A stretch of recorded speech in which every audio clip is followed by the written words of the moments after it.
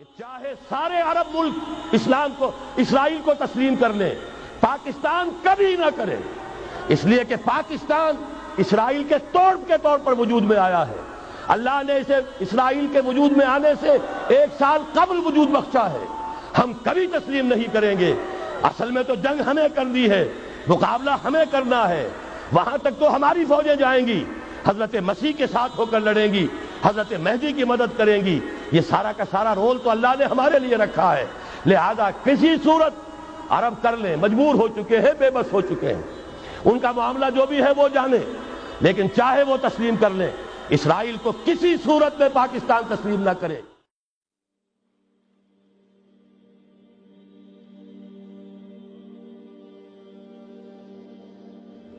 اسی طریقے سے فورن پالیسی کے ضمن میں 3 باتیں، بلکہ فورن کیا، وہ تو ہماری اندرونی بھی ہے۔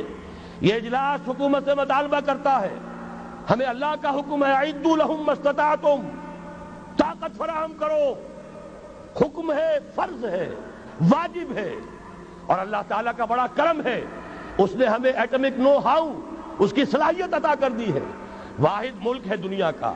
اور یہ بھی ثابت کرتا ہے یہ واقعہ بھی، اللہ تعالیٰ کی مشیت میں کوئی بڑا رول ہے اس ملک کے لیے۔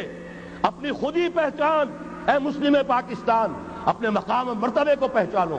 400 سال سے مجددین امت کی بارش فوار تم پر پڑتی رہی ہے، تم نے اس کا حق ادا کیا، اس کے بارے میں غور و فکر کرنا چاہیے۔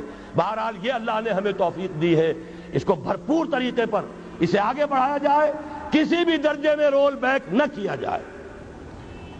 ایک اور مطالبہ، کشمیر کے معاملے میں ہرگز یو این او یا یو این او کے کوئی سیکریٹری جنرل یا یو این او کی کوئی بھی ثالثی قطعاً قبول نہ کی جائے۔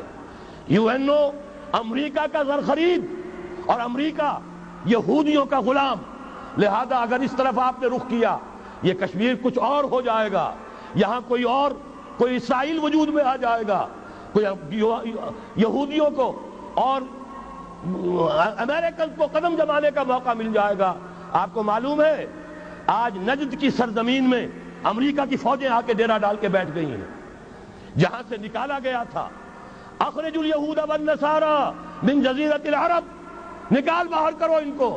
لیکن یہ کہ ان کی ڈپلومیسی، جس طریقے سے دانا پھینکا، جال بچھایا، صدام کو پھانسا، اس کے بعد جو کچھ کیا ہے، برکس نکالا عراق کا، اور عراق کا تو جو برکس نکلا سو نکلا، وہ اپنی فوجیں لا کر وہاں بٹھا دی، سارا تیل اب ان کے قبضے میں ہے۔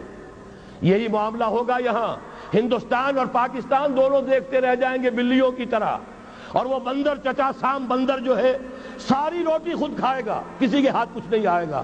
راستہ دوسرا ہے، بھارت کے ساتھ براہ راست گفتگو کرو، انہیں بھی ہوش آ جائے، اور کچھ آ چکا ہے، نظر آ چکا ہے۔ کشمیر کے حریت پسندوں نے ان کے ہوش ٹھکانے کر دیے ہیں، لیکن یہ کہ بہرحال باہمی گفتگو، اور اگر کوئی ثالثی کسی درجے میں، کوئی گڈ آفیسز، کوئی بھی ہمیں ذریعے درکار ہیں، تو جو پڑوسی ممالک ہیں ایران اور چین، ان کی مدد حاصل کر کے کوئی مفاہمت جو ہے لوکل طے کی جائے۔ یونائٹڈ نیشنز جو امریکہ کا زر خرید ہے، اس کا خانہ زاد ہے، اور امریکہ کہ جو یہودیوں کا اسیر ہے، اس کے ذریعے سے کوئی خیر نہیں آ سکتا۔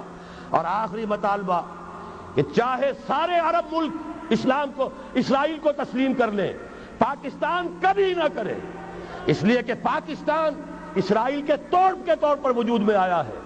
اللہ نے اسے اسرائیل کے وجود میں آنے سے 1 سال قبل وجود بخشا ہے۔ ہم کبھی تسلیم نہیں کریں گے۔ اصل میں تو جنگ ہمیں کرنی ہے، مقابلہ ہمیں کرنا ہے۔ وہاں تک تو ہماری فوجیں جائیں گی، حضرت مسیح کے ساتھ ہو کر لڑیں گی، حضرت مہدی کی مدد کریں گی۔